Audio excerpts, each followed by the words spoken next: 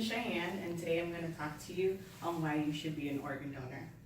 More than 120,000 people in the United States are willing to receive a second chance at life. Unfortunately, the need for organ transplants continues to exceed the supply of organs. Would you save your family member or a friend if they were waiting for a transplant and you were a match? The reason why I decided to talk about organ transplants is because it hits close to home for me. My cousin needed a kidney and it was crucial we found a match. The reason why he was able to live a healthy life and get a second chance was because of a donor. You should become an organ donor to save a life. Our organ transplants are needed all the time. A healthy organ donor can save the life of 8 patients that need a transplant. When a transplant is successful, a person gets a second chance at living. To begin, organ donors are needed more than ever. According to the US government information on organ donation and transplant, 20 people die each day waiting for a transplant. More than 114,000 people are on the waiting list. 95% of Americans support organ donations, but only 56 are organ donors. The list for organ transplants recipients gets larger while the donors decrease.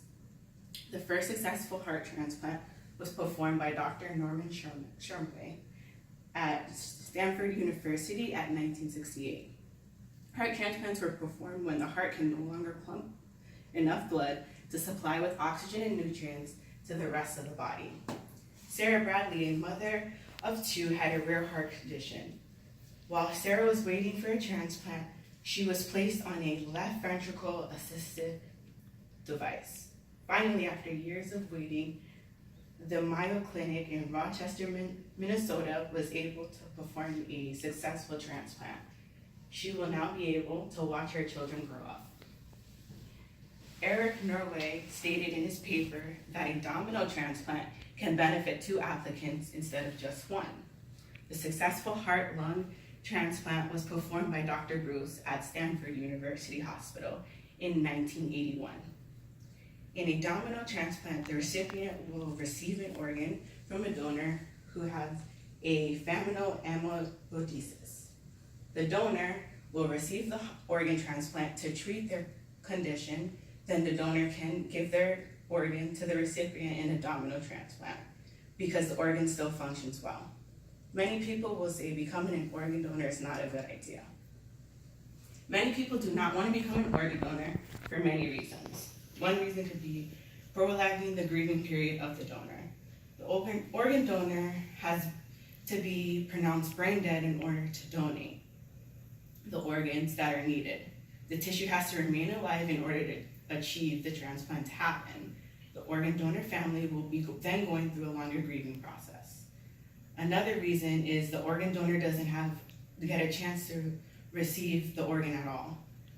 The organ goes to whoever's at the top of the list. Unless the organ donor is still alive, they are able to say who it will go to. For example, if a family member needs the organ. Not everyone can be an organ donor. Sometimes if you have a previous medical condition, you are not able to donate to someone. Age also plays a role in donating. If you are over the age of 80, you cannot donate your cornea, and you cannot donate your heart if you're over the age of 60. Sometimes, even if you're healthy, to donate the organ, the transplant just doesn't work because your body rejects it. That's why it's important that the recipient takes the immunosuppressants to help reduce the chance of rejection. Organ transplants are expensive. For a liver, the total care is up to $1 million.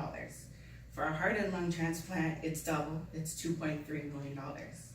The reason why the cost is so high for the transplant is because the recipient can only be on the waiting list for 3 to 5 years. Some employers don't have a leave policy for living donations. So sometimes you're there and you're trying to donate and your job only gives you 30 days for pay, and some places only give you 30 days with no pay. Finally, I want to show you why becoming an organ donor is very rewarding. I know it might be hard for some of you to want to be an organ donator because you think, what happens to the person on the waiting list? What if you know them? I want you to think about how you are offering someone a second chance at life. Someone who is dependent on treatment that is greatly costly, and second, it could spend more time on treatments than actually being alive. This is no age restriction on being an organ donor. It costs nothing for an organ donor and can possibly help medical advances. In conclusion, I believe you should become an organ donor. Organ transplants are needed all the time. A healthy organ donor can save the life of up to 8 patients that need a transplant. When a transplant is successful, it can give a person a second chance at life. I want you to think about what you're offering someone. A second chance at life. Someone who is dependent on treatment that is getting costly, to not have to spend any more money on this treatment. And again, there's no restriction on age. It costs nothing for you to be an organ donor and can possibly help with medical advances. Thank you.